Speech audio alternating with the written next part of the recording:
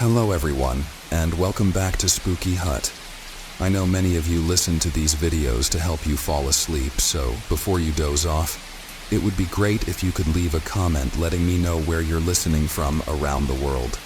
If you're enjoying the episodes, don't forget to hit like and subscribe. Now let's get cozy, relax, and get started. I didn't believe in ghosts until the night I woke to the sound of my own voice calling my name from the hallway. It was 2:46 a.m. I remember because I checked my phone as I sat bolt upright, wide-eyed and breathless. At first, I thought I'd dreamt it, that chilling whisper drifting through the darkness. But then I heard it again, faint and clear, a perfect replica of my voice, dragging out each syllable in a slow, mocking drawl. David. I live alone. No pets, no roommates, just a modest one-bedroom apartment on the outskirts of town. I'd moved there 6 months earlier, looking for a fresh start after my divorce. The place was cheap, clean, and quiet. Or at least it had been. The strange occurrences started a few weeks in, little things at first. Items moved from where I left them, the bathroom mirror fogging up with words like leave or go scrawled across it, the lights flickering every now and then, things I chalked up to stress, an overactive imagination, or faulty wiring. But hearing my own voice in the middle of the night, that was something else entirely. I held my breath, straining to catch any sound. Silence. But the air in the room felt thick, pressing down on me like a weight. I reached over to switch on my bedside lamp, hand trembling. The bulb flickered, then went dark. I cursed under my breath, yanking open my phone's flashlight. As soon as the beam cut through the shadows, I saw it, faint like a smudge in the corner of my vision. A figure standing at the foot of my bed. It looked like a shadow, but denser, darker. I could feel its eyes on me, though I couldn't make out a face. I froze, barely daring to breathe. It didn't move, didn't make a sound. But in the silence, I felt a presence so hostile, so hateful, that my skin crawled. My mind screamed at me to get out, but I couldn't force myself to move. I was paralyzed, trapped under its gaze. Then, in a flash, it vanished, leaving the room feeling colder, emptier. I barely slept the rest of that night. I kept the light on, the covers pulled up to my chin like a child. Every sound, every creak of the old apartment set my nerves on edge. When morning finally broke, I felt like I'd aged a decade overnight. I tried to push the incident from my mind, convincing myself it was a nightmare, some waking hallucination. But things only got worse. A few nights later, I was in the kitchen fixing myself a late dinner. I had my back to the room, chopping vegetables, when I felt it. A breath on the back of my neck, cold and sharp, as if someone were standing right behind me. I whipped around, knife in hand, heart pounding. No one there. I started to laugh at myself, a hollow sound that echoed in the empty room. "Get a grip, David," I muttered, turning back to the counter. Then the lights went out. Pitch black swallowed me. My heart raced as I fumbled for my phone, my fingers slipping over the countertop. A shuffling sound, like footsteps dragging across the floor, crept toward me. I could feel it approaching, inch by inch. I spun around again, holding my breath. A shadowy figure loomed in the darkness, its shape shifting and writhing like smoke. It didn't have a face, just a black hollow void where a head should be. Its limbs stretched unnaturally long, reaching toward me with fingers that ended in claws. I stumbled backward, tripping over my own feet, landing hard on the tile. The thing hovered closer, its form flickering as if struggling to stay solid. It reached out, its icy touch grazing my skin. I scrambled to my feet, lurching toward the door, slamming it shut behind me. I didn't stop until I was outside, gasping for breath in the chill night air. I spent the night in my car, too terrified to go back inside.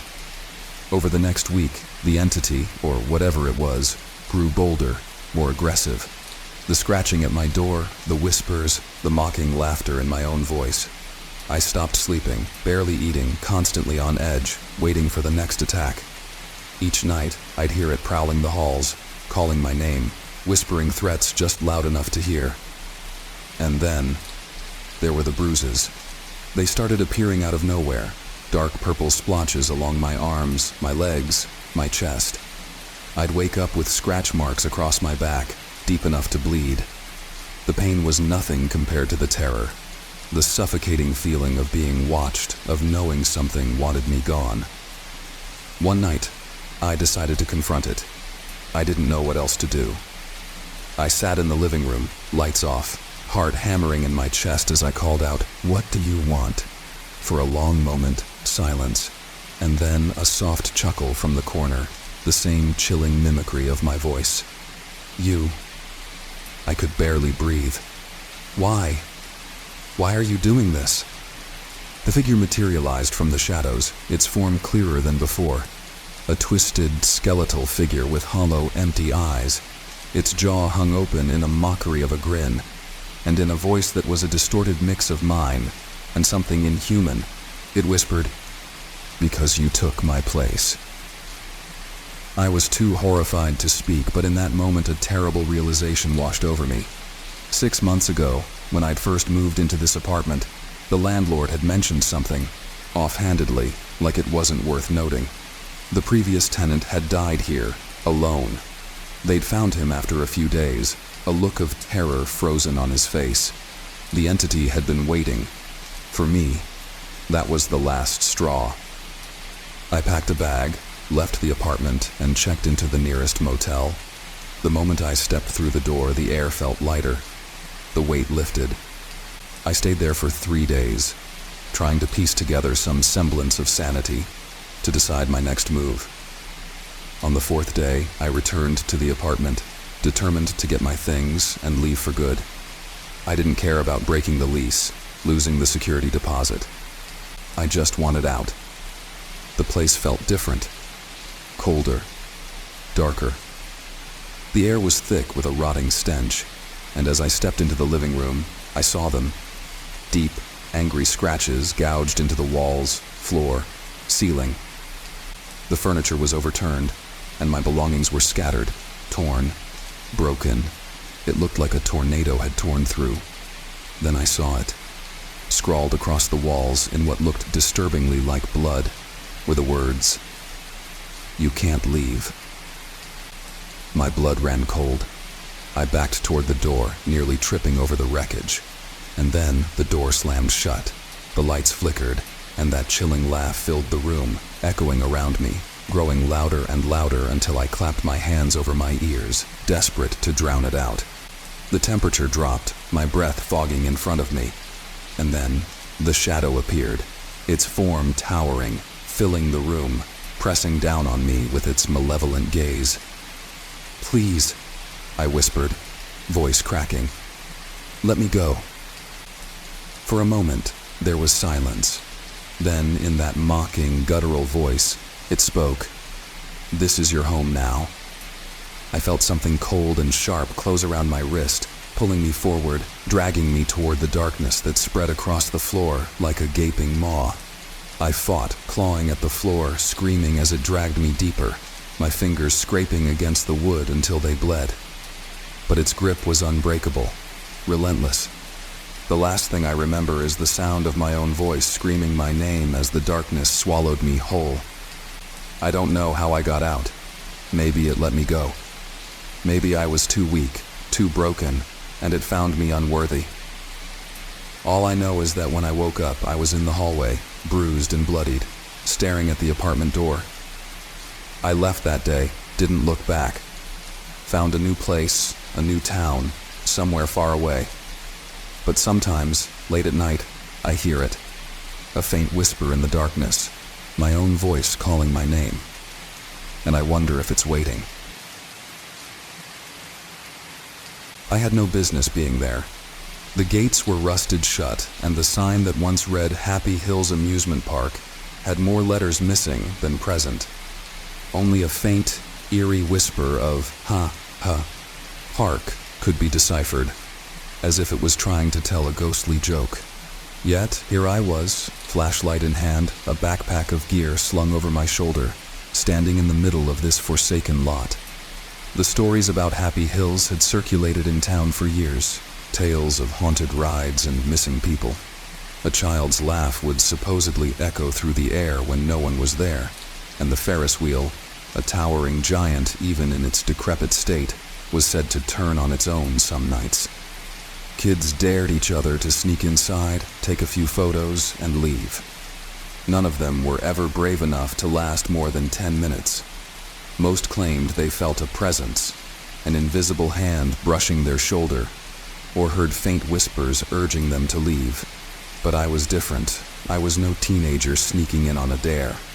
I was 26, a local freelance journalist, and this was my opportunity to prove myself. Documenting the eeriness of an abandoned park might be a good story, maybe even my big break. With enough photos, a few chilling anecdotes, I could sell it to a magazine. And maybe the thrill of it would make up for the mess of my life, just for one night.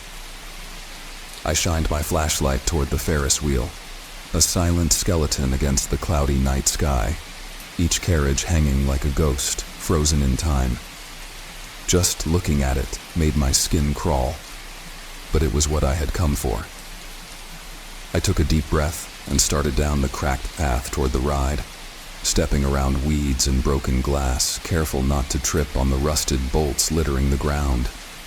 My footsteps seemed absurdly loud in the dead silence.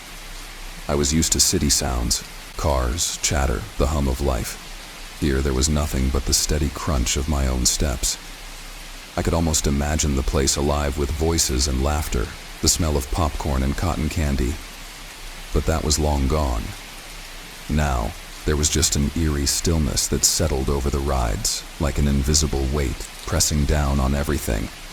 I stopped beside the Ferris wheel and lifted my camera, snapping a few photos. The flash cut through the darkness, illuminating the carriages for a brief, stark moment. That was when I saw it. Just a flicker in the corner of my eye, a face peeking out from one of the carriages. I whipped the flashlight up, aiming it toward the carriage, my heart hammering in my chest. There was nothing there, just the empty carriages swaying slightly in the wind. My mind raced. It had to be a trick of the light, right? Just a reflection, maybe. But it had looked so real. I tried to shake it off and refocused, determined to get my shots and get out. As I turned away from the Ferris wheel, a low creak echoed through the park, the kind of sound metal makes when it's forced to move after years of neglect. I looked back and my heart nearly stopped. The Ferris wheel was turning. Slowly, but undeniably, it was rotating. I stared, paralyzed by a mix of fascination and terror. No one else was here, and there was no power source that I could see. The wheel had been motionless for over a decade, but here it was, spinning as if guided by some invisible hand, the empty carriages groaning as they circled in the darkness. I felt a cold breath on my neck, and before I could turn, something soft, almost like a child's hand, brushed across my shoulder. I spun around, my flashlight jerking wildly, but there was no one. Just shadows stretching across the cracked asphalt. My pulse thundered in my ears, and I knew I needed to leave. This was beyond anything I had expected, and my gut was screaming at me to get out. But I had barely taken 2 steps when a distant melody drifted through the air.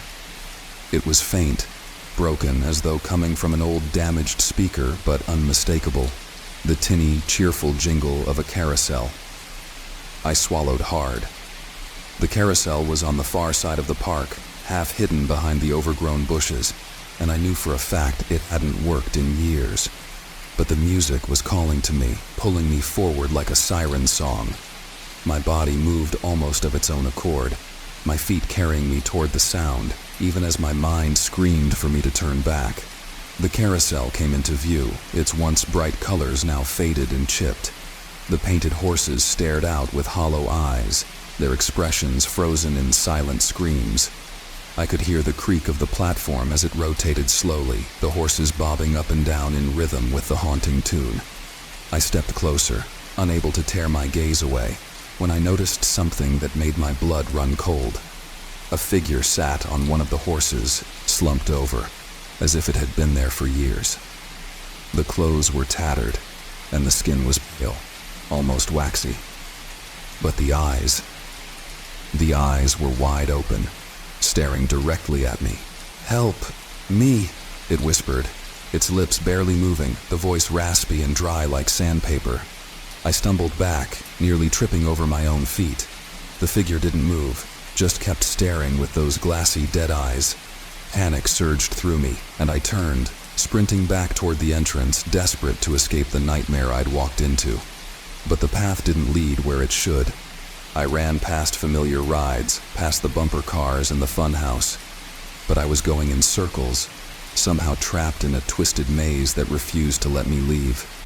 Every corner I turned only led me back to the Ferris wheel, its empty carriages now swaying wildly, the metal screeching louder with each pass. Then I heard footsteps behind me, soft at first, but growing louder, more insistent. I didn't dare look back. I pushed myself to run faster, even as my lungs burned and my legs threatened to give out. But no matter how far I ran, the footsteps kept pace, as if something unseen was toying with me, enjoying my terror. Finally, I stopped, gasping for breath, and risked a glance over my shoulder. There, just a few feet away, was the figure from the carousel. It was closer now, close enough that I could see the tattered remnants of its carnival uniform, the hollowed-out eyes that seemed to glow faintly in the dark. Its mouth twisted into a smile, a grotesque, unnatural grin that stretched far too wide. "You can't leave," it whispered, the words slithering into my ears like poison. "Not until you take a ride." The Ferris wheel groaned louder, and I felt something cold wrap around my wrist. I looked down, and my heart nearly stopped. A skeletal hand, brittle and decayed, was gripping me, pulling me back toward the carousel. I struggled, trying to wrench free, but its grip was impossibly strong. The figure's face was inches from mine now, and I could see every crack in its pale skin, every shard of broken teeth as it whispered again, "You belong here now." With one final pull, it dragged me toward the Ferris wheel, its empty carriages waiting like open jaws. I tried to scream, but the sound died in my throat as I was forced into one of the seats. The ride lurched forward, and the world spun around me, faster and faster, the figure's laughter echoing through the air as the park faded into a blur of twisted lights and shadows. When the wheel finally stopped, I was alone, but I knew I could never leave. My face was frozen in the carriage window, a pale, hollow-eyed reflection staring back at me, forever part of the chilling tales that haunt Happy Hills. And somewhere in the distance, the carousel played its ghostly tune. They say every old building holds a story, and this one had whispered its tales through cold drafts and creaky floors long before I ever stepped through its doors. But what I found in room 306 wasn't a story. It was something alive, something that has stayed with me ever since. I didn't believe in hauntings, even after all my years of traveling for work, staying in every kind of hotel imaginable. I had never come across anything that couldn't be explained. So, when my latest job assignment landed me in a little-known mountain town with one barely functional hotel, I wasn't particularly nervous, not until I checked in, and the front desk clerk looked at me with an odd expression. "You're staying alone?" he asked, with a nervous glance down at his computer. "Yep, is that a problem?" The clerk hesitated, biting his lip. No, not really," he stammered. "But you're in room 306. He watched my reaction, his face a strange mix of pity and apprehension. I raised an eyebrow, puzzled. Something wrong with room 306? His face turned pale. "It's an old hotel," he muttered, avoiding my eyes. "Strange things happen sometimes. But if you don't mind old plumbing and some creaky floorboards, it'll be fine." I shrugged it off. Maybe he was just trying to keep his job, warning guests about minor annoyances so there were no complaints later. But as I took the elevator up to the third floor, a sense of unease started settling over me. The hallway was dimly lit, and the worn carpet muffled my footsteps. The walls seemed to close in as I walked, as if the very building were leaning in to study me. I passed several doors, each marked with faded brass numbers, and finally reached room 306. The moment I put my hand on the doorknob, a chill raced up my spine. It wasn't cold, not physically, but something about that door felt wrong, as though something behind it was waiting, listening. I shook off the feeling and turned the key, stepping inside. The room was ordinary at first glance. There was a single bed with an ugly floral bedspread, a small desk, and an armchair in the corner by the window. But the air felt thick, stifling, like the smell of dust and mildew had seeped into the very walls. I put my suitcase down, thinking I'd make the best of it. After all, I'd be here for only a couple of nights. I opened the window a crack, hoping to let in some fresh air, but the handle stuck halfway, groaning like it hadn't been moved in years. Finally, with a bit of effort, I managed to get it open, and the mountain air drifted in, cool and crisp. That night, I settled into bed, exhausted from the day's travel. But sleep didn't come easily. Every time I closed my eyes, a strange feeling tugged at me like I was being watched. Shadows danced across the walls as car headlights passed by outside, and every creak of the old building made me tense. At around 2 a.m., a loud bang jolted me upright. My heart pounded as I scanned the room, expecting to see something, anything, that could explain the noise. But the room was empty. Only the still, suffocating darkness surrounded me. I turned on the bedside lamp, its dim glow barely illuminating the room, and my eyes landed on the wardrobe in the corner.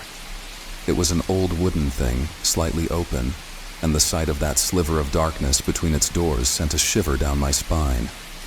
I had definitely closed it when I unpacked my things. Slowly, I climbed out of bed and approached the wardrobe, feeling foolish, but unable to shake the feeling that something was wrong.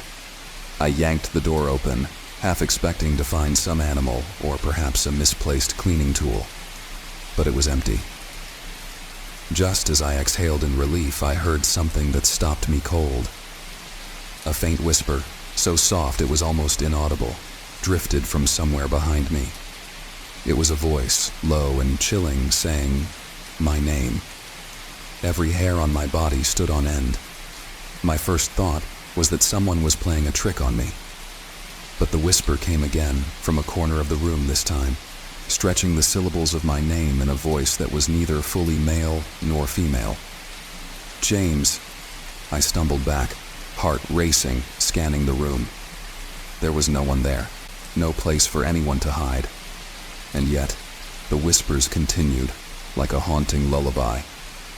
I closed my eyes, forcing myself to breathe, telling myself it was nothing, just stress, exhaustion. The whispers stopped, and for a moment, silence reigned. But as I stood there, fighting to calm myself, I saw something out of the corner of my eye. A shadow, moving along the edge of the room, crawling slowly up the wall, inch by inch, until it disappeared into the ceiling. I wanted to scream, but no sound came out. My mind raced, scrambling for explanations that slipped through my fingers like water. Suddenly, the temperature in the room dropped. My breath fogged the air, and a freezing chill wrapped around me, paralyzing me in place. I was shaking, but I couldn't move, couldn't look away as a figure began to take shape in the corner of the room.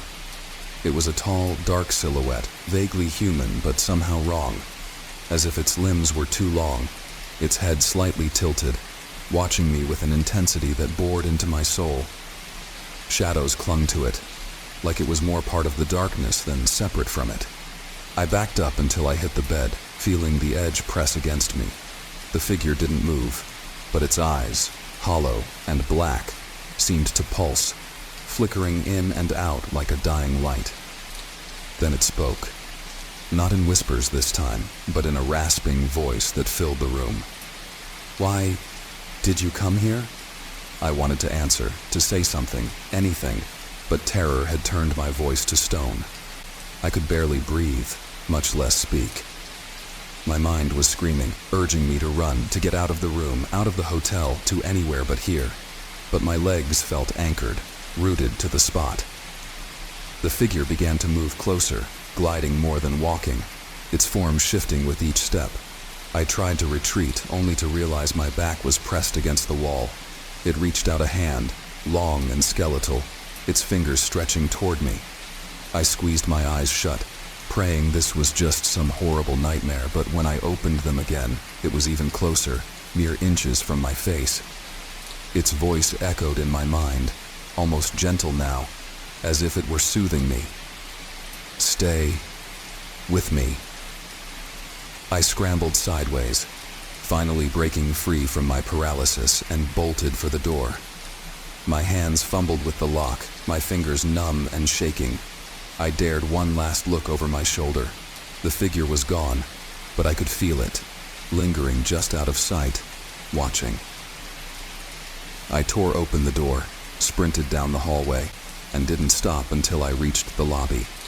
The clerk looked up, his eyes widening when he saw my face. "You saw it, didn't you?" he whispered, his voice barely above a breath. "They say it's been there for decades, that room 306. It keeps the souls of those who stay too long." I didn't wait to hear more. I grabbed my bags and fled into the night, not stopping until I was miles away, the hotel's silhouette disappearing in my rearview mirror. To this day, I don't know what I saw in that room, but every now and then, when I'm alone in the dark, I swear I can hear it, that whisper, calling my name, inviting me back to the place no one dares to enter. They warned me about the hill. They said it was cursed, that nothing but death and misfortune lay within its shadows. But I didn't listen. I never did. I stood at the edge of a dense forest, its dark branches twisted like claws against the night sky. My flashlight flickered, casting fleeting glimpses of skeletal trees that lined the forgotten path up Dunlow Hill. The village locals told tales of curses and spells woven into the earth here by an ancient witch who had lived centuries ago. They said her spirit never left, and that anyone daring enough to climb to the top would never return the same. But those were just stories, weren't they?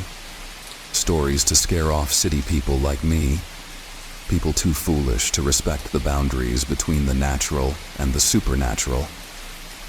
I shrugged off the warnings as local superstitions, fueled by isolation and tales that grew wilder with each retelling. The only sounds were the crunch of leaves under my boots and the sharp chill of the autumn wind howling through the trees. The air itself felt dense, pressing against my skin as if the hill itself wanted me gone. But I pushed forward, flashlight swinging side to side, illuminating nothing but shadow after shadow. As I ventured deeper into the forest, the trees grew closer together, and the path became harder to follow. I caught glimpses of strange markings etched into some of the trees, symbols I didn't recognize, some resembling ancient runes. Part of me thought about turning back, but my curiosity, that cursed curiosity, kept me going. I was here for the thrill after all. A cursed hill haunted by a witch's vengeful spirit. It sounded too good to pass up. An hour passed, or maybe it was only minutes. Time felt twisted and strange up here. My phone lost its signal almost as soon as I entered the woods, and even the GPS seemed to spin in circles. I tried to keep track of my path, but the trail had long since vanished, leaving only the memory of the way back. Just as I began to feel truly lost, I spotted it, a flicker of something ahead, like a lantern. It seemed to float, wavering, as if caught in an invisible hand. Against my better judgment, I followed it. Each step I took, the light drifted further away, taunting me with its impossible movement. The light led me to a clearing, and there in the middle was a small, crumbling stone cottage. Ivy and moss clung to every inch, and the smell of rotting wood mingled with something sour, something old and unnatural. The cottage seemed out of place, almost as if it had been pulled from another time and dropped here. I hesitated, but that same morbid curiosity urged me forward. The door was slightly ajar, hanging crooked on rusted hinges. With a deep breath, I pushed it open and stepped inside. The air inside was thick, stale, and unbearably cold. My flashlight dimmed, as if the darkness here was swallowing the light whole.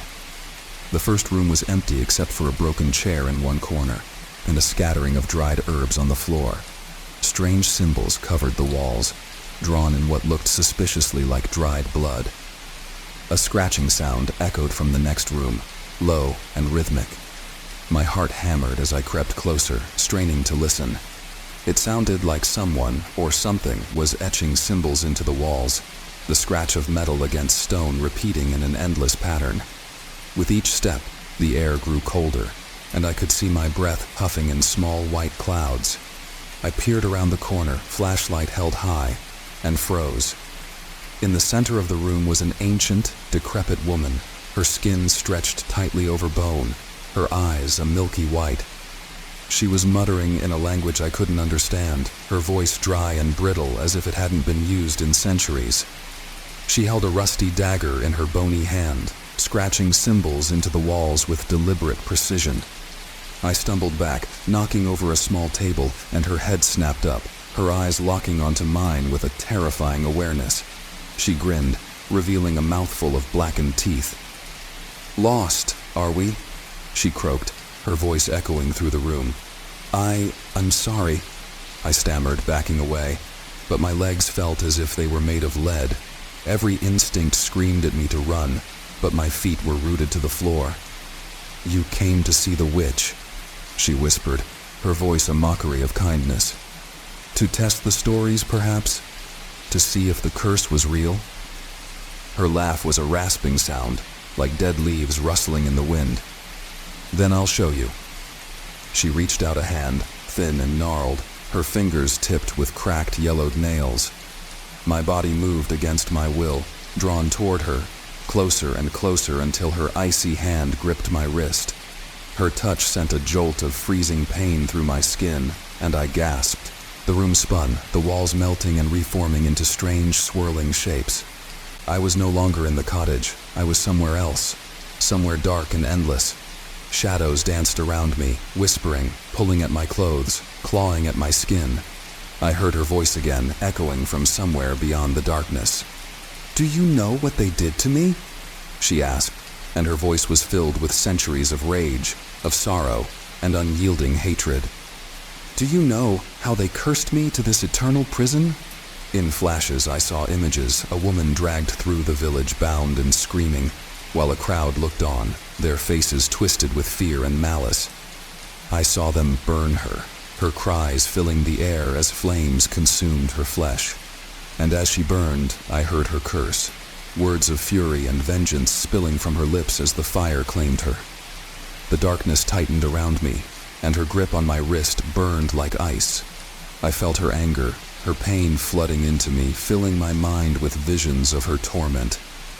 Then, just as suddenly, I was back in the cottage. The witch was gone, but her presence lingered, thick and suffocating. My wrist throbbed, and when I looked down, I saw a mark, an ancient symbol, the same one she had been carving into the walls. I turned to leave, stumbling toward the door, desperate to escape. But as I reached the threshold, I saw something in the distance. The villagers, or at least their ghosts, watching me from the edge of the forest, their faces twisted in silent accusation. I ran, tearing through the woods, the shadows reaching for me, the whispers following close behind. Every step, every turn, the path seemed to change, leading me deeper into the forest instead of out. My flashlight died, plunging me into darkness, and I could feel her presence, hear her voice whispering in my ear. Finally, after what felt like hours, I broke free of the trees, stumbling into the open air. The village was in sight, but everything felt wrong. Darker, colder. The houses seemed older, worn down as if they'd aged centuries in the short time I was gone. I stumbled into the village square, gasping for breath, but no one recognized me. Their faces were strange, and their clothes were old-fashioned, as if I'd stepped back in time. I tried to speak, but my voice was a hollow rasp, the words coming out in a language I didn't recognize. I looked down at my hands, only to find them withered and skeletal, the same ancient marks etched into my skin. The witch's curse had claimed me, trapping me in her place, bound to her rage, her suffering.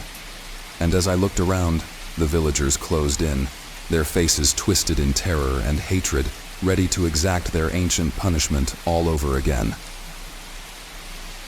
Now, I am the one who haunts the hill, a ghost bound by a curse, forever waiting for the next foolish soul who dares to climb Dunlow Hill. It was late, almost midnight, when my car's headlights caught the faint figure of a young girl standing by the roadside, her face pale and eyes dark as shadows. I'd been driving for hours through the endless back roads of Ohio, half hypnotized by the sight of the black trees flashing by in the moonlight. There was something wrong about her, something that made every instinct scream to keep driving. But my hands on the steering wheel tightened, heart pounding as I slowed down, feeling an inexplicable pull. My name is Nate, and I'm 33 years old. I'd taken this road hundreds of times. I knew every turn, every hill, every rundown farmhouse along the way. But tonight, something felt different, like I was trespassing somewhere I didn't belong. My car idled as I watched the girl, frozen in my headlights, standing so still she could have been a statue. She looked like she was about 8 or 9, her dress torn and muddy, hair hanging limp around her pale face. Against my better judgment, I rolled down the window, leaning slightly out into the cold night air. "Are you, all right?" My voice wavered, sounding hollow in the silence. She didn't answer, just stared at me with those empty black eyes that seemed to swallow all the light around her. I should have left right then, but something kept me rooted. Something like pity, or maybe curiosity, that dark, awful kind that makes you look at a car wreck on the side of the road, even though you know you shouldn't. "Do you need a ride somewhere?" I called, already regretting the question. Slowly, she lifted her arm, her finger pointing down the road into the darkness.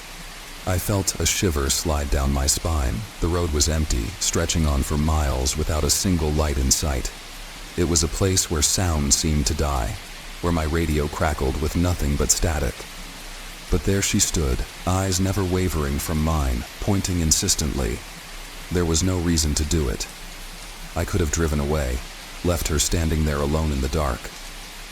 But some force beyond reason made me put my foot on the gas and follow where she pointed. She stayed in the same spot even as I pulled away, her figure growing smaller and smaller in my rearview mirror until the darkness swallowed her whole.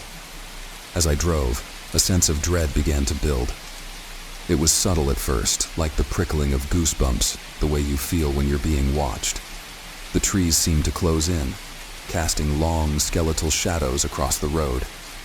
I kept glancing in my rearview mirror, half expecting to see the girl's face staring back at me, those black eyes boring into mine. Then I saw her again, standing at the edge of the road, just ahead. I slammed on the brakes, heart pounding, feeling a cold sweat break out on my skin. It was impossible. I'd left her behind miles ago. But there she was, as still as ever, her finger pointing straight ahead. I rolled the window back down, my voice barely more than a whisper. "How did you—" She didn't respond. Her hand slowly rose, pointing once more down the road. My mind screamed at me to turn back, but my body refused to listen. I drove past her again, my hands gripping the wheels so tight my knuckles went white. My headlights barely pierced the darkness, and yet I knew exactly where to go. There was a pull, a magnetic force drawing me forward.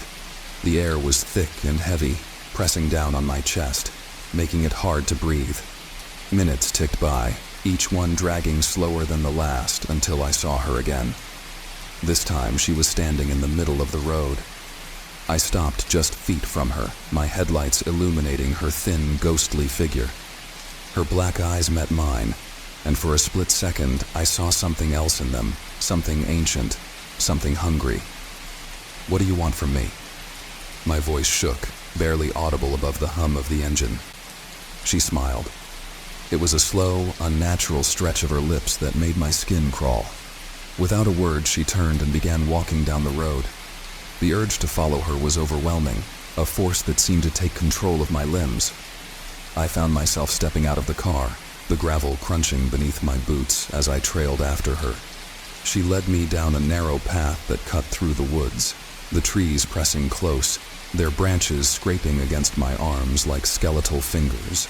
The deeper we went, the colder it became, the kind of bone-chilling cold that seeps into your soul. My breath fogged in front of me, and I could hear my heartbeat echoing in my ears. The girl stopped in a small clearing, and I felt a wave of nausea wash over me as I saw what lay at her feet. It was a grave, freshly dug, the earth dark and loose, as if someone had been working on it recently. She looked up at me, her black eyes wide and empty, and I understood. This wasn't an ordinary grave. It was my grave. My mind reeled, every fiber of my being screaming to run, to get as far away from this place as possible. But I was paralyzed, trapped under her gaze. Slowly, she reached out, her small, ice-cold hand pressing against my chest. It felt like a vice, crushing the breath from my lungs. I tried to scream, but no sound came out. I could feel my body going numb, my vision blurring at the edges as the darkness crept in. And then, in the final moments before everything went black, I saw it. My own lifeless body lying at the bottom of the grave, eyes wide open, staring up at me in horror. When I woke up, I was back in my car, the morning sun filtering through the trees. I sat there dazed, my hands shaking as I gripped the steering wheel. My clothes were damp with sweat, and my heart raced as I replayed the events of the night in my mind. Had it all been a dream? Some twisted hallucination? But then I noticed the dirt under my nails, the faint, icy handprint on my chest that hadn't quite faded. A shiver ran down my spine as I looked back down the road, half expecting to see the girl standing there, her black eyes waiting for me. I don't know why I'm telling you this, why I feel compelled to warn you, but if you ever find yourself driving down an empty road at night and you see a girl with black eyes standing in the headlights, don't stop. Don't let her lead you into the darkness. Because once she's found you, once she's chosen you, there's no escaping her. She'll haunt you, follow you, until you end up in that grave in the woods. Your final resting place. A tomb dug by her pale, icy hands. And you'll be just another lost soul on the endless road, waiting for the next unlucky traveler to join you. There's something about the sound of footsteps in a deserted place that sets every nerve on edge. That night, mine were the only footsteps echoing off the cold metal of the bridge. Or so I thought. My name is Marcus Tillman, and I grew up in the sleepy town of Lancaster, surrounded by legends that only seem to thrive in small places. Every town has its haunted spot, a house at the end of a lane, an abandoned schoolyard, or, in Lancaster's case, the old railroad bridge. Local lore calls it the bridge that leads to nowhere, an eerie stretch of metal that juts out over a fog-laden gorge and ends abruptly, as if it were severed by an invisible hand. Built during the boom of the railroad industry, it had never been completed. Some said a lack of funds halted construction. Others whispered about mysterious accidents that drove the workers away. But everyone agreed on one thing. Something haunted that bridge. I'd heard the stories for as long as I could remember. People claimed to have seen pale figures walking across it at night, figures that vanished mid-stride or turned their empty eyes upon whoever dared to watch. I'd never put much stock in ghost stories until a few months ago, when my best friend Paul came to me, pale as a sheet, swearing he'd seen something on the bridge that he couldn't explain. But Paul didn't just talk about what he'd seen. He showed me photos, blurry, grainy images of the bridge at night. And there, right at the edge, where the bridge dropped off into darkness, stood a faint, glowing figure. its face twisted in an expression of such anguish that it made my skin crawl just looking at it. It was almost a joke between us, daring each other to go back to get a closer look, but we never took it seriously until one Friday night. Fueled by youthful bravado and a few drinks, Paul and I decided to face the ghost on the bridge ourselves. Armed with flashlights, we drove out to the edge of town, parked our car by the side of the deserted road, and headed toward the bridge. The first thing that struck me as we approached was the silence. The usual sounds of night, crickets, the rustle of leaves, the distant hum of cars, all seemed muted, swallowed by the thick fog that clung to the bridge. Paul walked ahead, his flashlight cutting a thin beam through the mist, illuminating rusted bolts and faded warning signs that did nothing to ease the growing unease in my gut. "Think we'll see her?" Paul whispered, his voice barely audible. "Who? The ghost?" I tried to keep the skepticism in my tone, but it came out shaky. I was trying to joke, to laugh off the whole thing, but there was a weight in the air, pressing down on me with every step. We walked in silence, each footstep ringing hollow against the metal beneath us. About halfway across, Paul suddenly stopped. His light was fixed on something up ahead, and I could see his hands shaking as he raised the flashlight higher. I squinted, trying to make out what he was seeing. At first, I thought it was just a trick of the fog, a shadow cast by our flashlights. But then I saw it too. A figure stood at the edge of the bridge, right where the metal abruptly dropped into nothingness. She was dressed in a long, white gown, her hair hanging loose around her shoulders. Her face was tilted down, and she seemed to be staring at something below.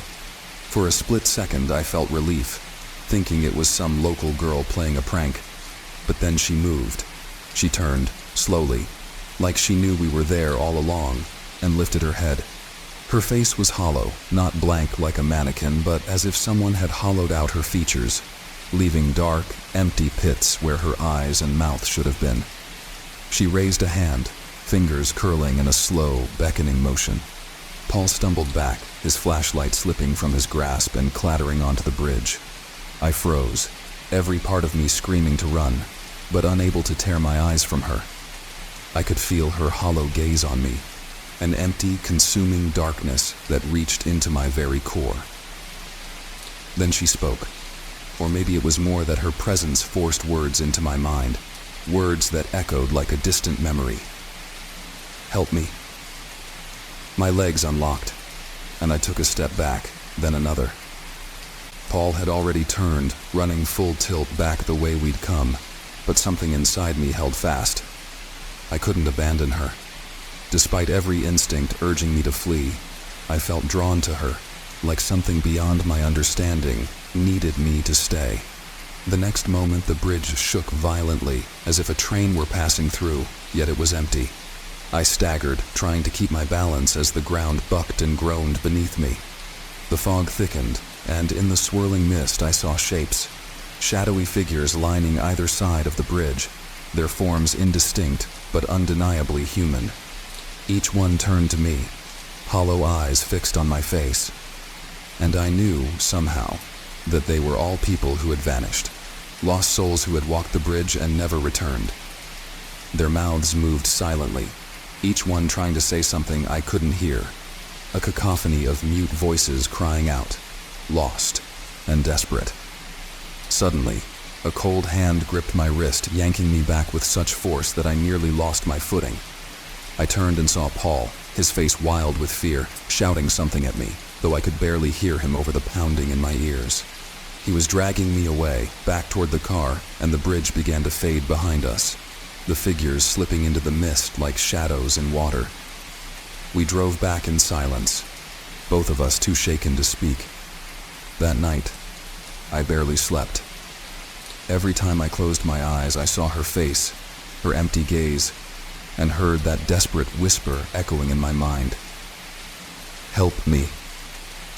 The next morning, I decided to look into the bridge's history, hoping to find some explanation. I spent hours at the library digging through old newspapers and town records, and eventually, I found her. Her name was Eliza Moore, a young woman who had disappeared over a century ago.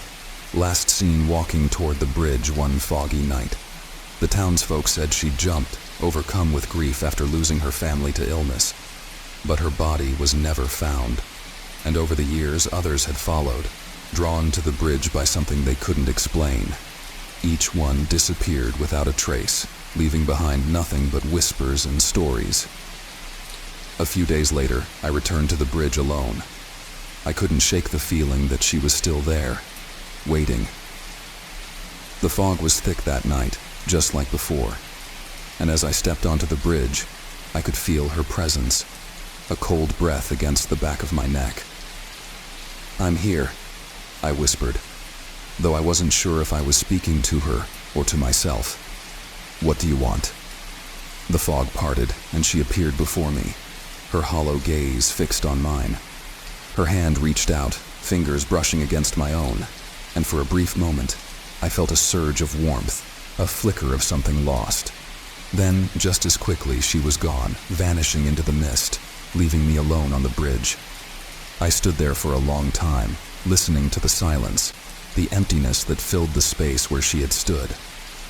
I don't know what happened to Eliza Moore or the others who had disappeared, but I felt somehow that she was at peace now, her restless spirit finally freed. But the bridge still stands, shrouded in fog, a pathway to nowhere. And sometimes, late at night, I hear footsteps echoing in the mist, a faint, familiar whisper calling out from the darkness, a reminder that some souls are never truly at rest. The first time I heard the scream, I thought I'd imagined it.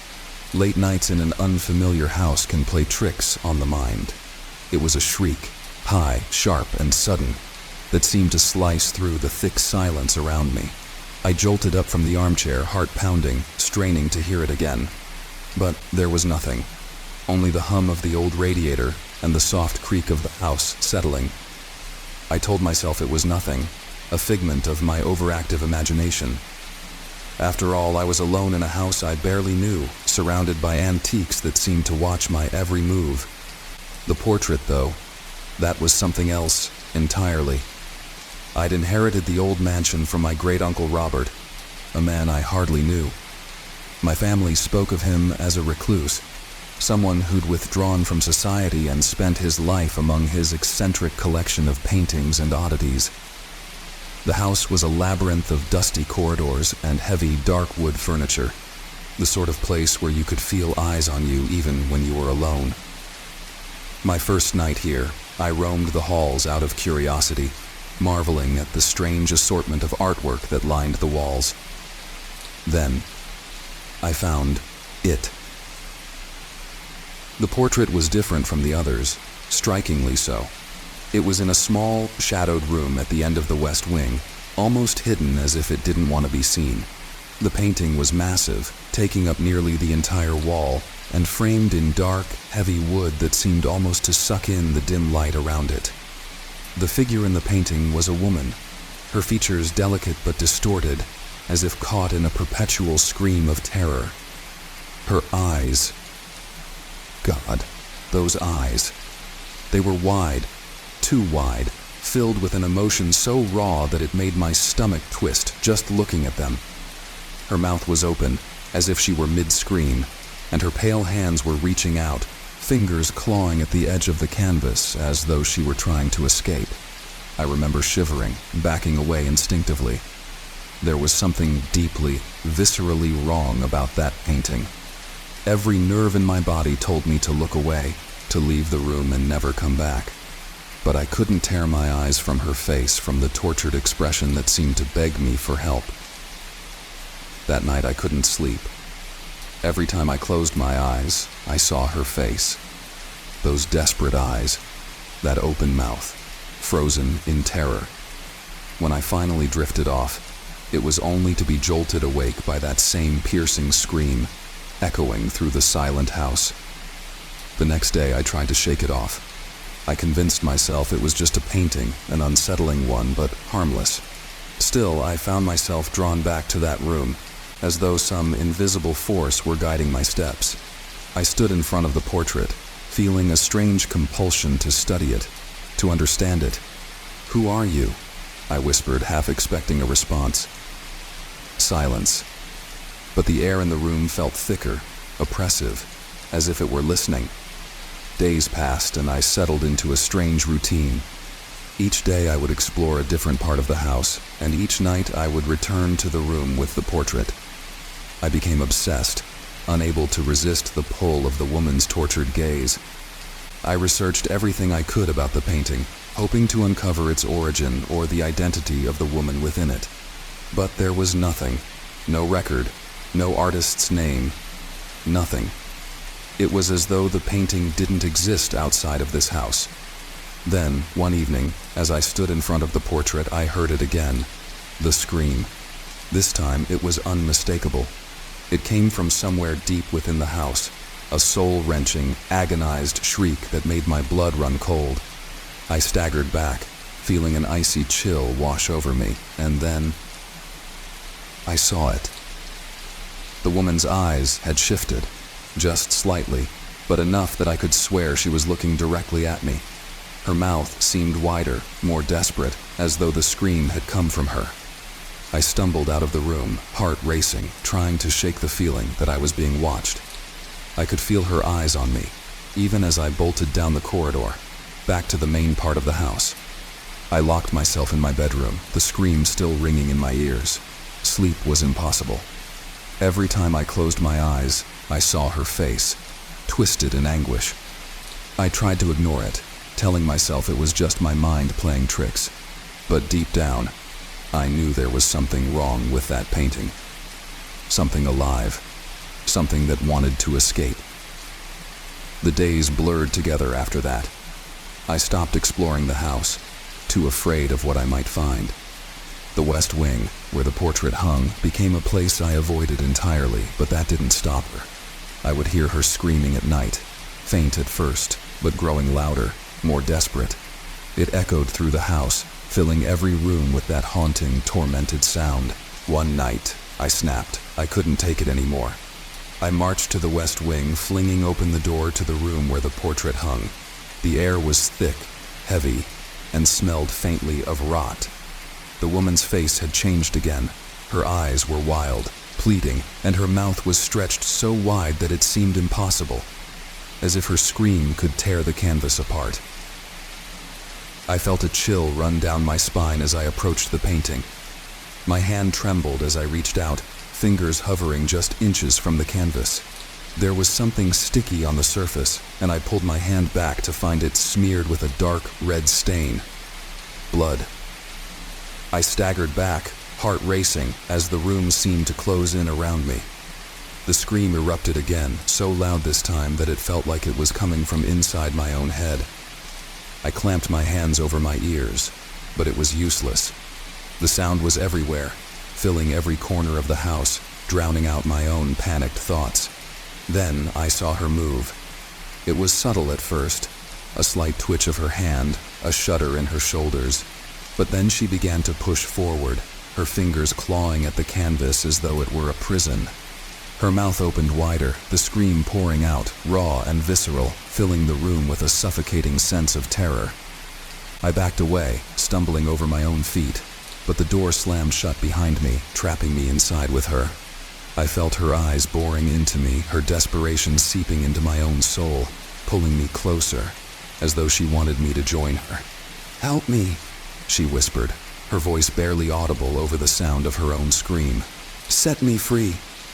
I didn't know what to do. I was frozen, paralyzed by fear and the overwhelming urge to run.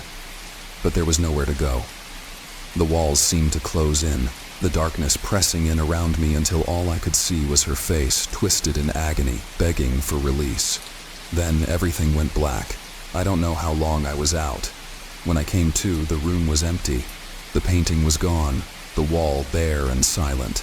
I stumbled out of the house that night, abandoning everything, my inheritance, my family's legacy, all of it. I never looked back. But sometimes, in the dead of night, I still hear her scream. It echoes through the silence, faint but unmistakable, as if she's still trapped somewhere, waiting for someone to set her free. I don't go near graveyards anymore. Not since that night. Not since I watched my best friend claw at the air, his face twisted in terror, screaming about things only he could see. Even as I write this, my hands tremble. I don't know what it was, what we encountered in that graveyard, but whatever it was, it left a darkness I can't seem to shake. It all started as a joke, like these things often do. It was supposed to be a dare, a test of courage. I was with my friend Josh, the kind of guy who could turn any situation into a thrill-seeking adventure. There was this old cemetery on the edge of town, hidden behind dense trees and overgrown bushes, forgotten by time and memory. Locals whispered stories about it, rumors of strange lights, whispers at midnight, shadows that moved on their own. But we were too arrogant, too skeptical to believe in ghost stories. "Come on, man," Josh urged, grinning like a madman. "People pay good money for haunted tours, and we've got our own haunted playground right here." It was past midnight when we slipped through the twisted iron gates, the air heavy with the scent of damp earth and decaying leaves.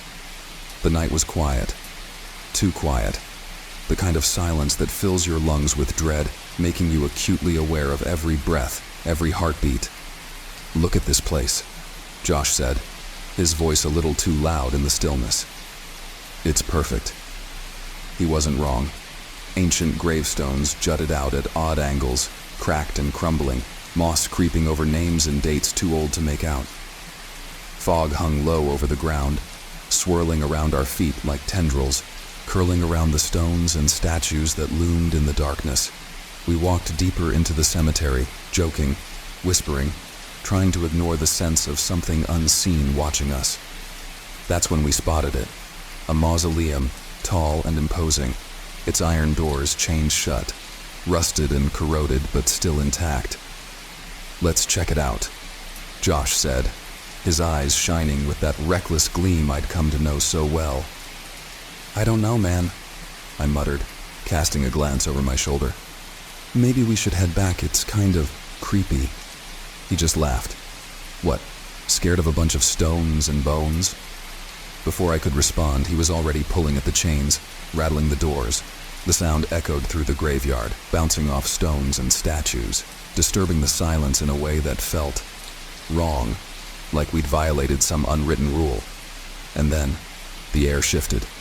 It grew colder, and the mist around our feet thickened, curling up our legs as if trying to hold us in place. A low whisper floated on the breeze, too soft to make out, but unmistakably there. "Did you hear that?"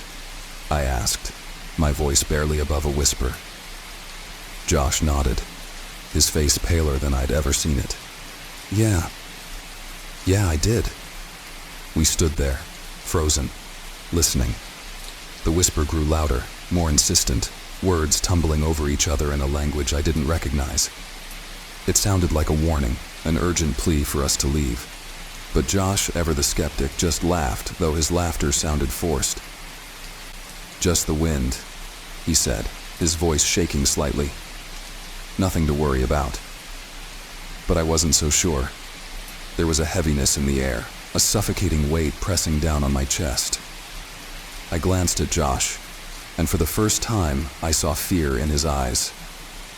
Maybe we should go," he muttered, finally dropping the chains. We turned to leave, but that's when we saw it. A figure standing among the graves, shrouded in mist. Its form was indistinct, shifting like smoke, but I could see its eyes, hollow and dark, watching us with an intensity that made my skin crawl. Who are you?" Josh called out, his voice barely more than a whisper. The figure didn't answer. It simply stood there, staring, unmoving, as if waiting for something. And then, slowly, it raised one skeletal hand, pointing directly at us. I felt an icy chill run down my spine, my muscles locking in place. "Run," I whispered, barely able to get the word out. But Josh didn't move. He stood there, transfixed, his eyes wide and unblinking, his face pale and twisted with a mixture of fear and confusion. And then, to my horror, he began to walk toward the figure. as if drawn by some invisible force. "Josh, what are you doing?" I shouted, grabbing his arm. But he didn't respond, didn't even acknowledge me. His eyes were locked on the figure, his body moving of its own accord. Desperate, I yanked at him, trying to break him free, but he was stronger than I'd expected, his movements unnaturally forceful, like he was possessed. He reached the figure, and as he did, it leaned forward, whispering something in his ear, words that sent a surge of icy dread through my veins. I watched, helpless, as Josh's face twisted in terror, his mouth opening in a silent scream, and then, just as suddenly, he fell backward, collapsing onto the cold, damp ground, his body still and lifeless. "Josh!" I shouted, dropping to my knees beside him. I shook him, called his name, but he didn't respond. His eyes were wide open, staring up at the sky, his face frozen in a mask of horror. And then I felt it. A cold hand on my shoulder, icy fingers pressing into my skin. I turned, heart pounding, but there was no one there.